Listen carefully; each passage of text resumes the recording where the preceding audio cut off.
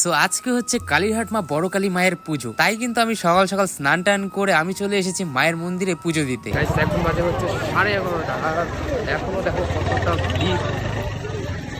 So যাই হোক, মন্দির থেকে আগে আমি একটা দোকানে এসে এখান থেকে ভোগ, মোমবাতি আর ধূপকাঠি নিয়ে নিলাম। ভিড় দেখেছো তো, কতক্ষণ যে লাইনে থাকতে হবে জানি না, কিন্তু আমি তো লাইনে থাকবো না, আমি বাস টপকে ঢুকবো। হ্যাঁ বন্ধুরা, আমি এটাই ভেবেছিলাম, বাট এটার আমার প্রয়োজন হয়নি। ভাই দাবে তারপর এক জায়গায় জুতাটা রেখে আমি কিন্তু দাঁড়িয়ে পড়ি লাইনে। হ্যাঁ, আমাদের লাইন কিন্তু একদমই ছোট ছিল। চলো, আমাদের আসতে একটু লেট হয়ে গেছে।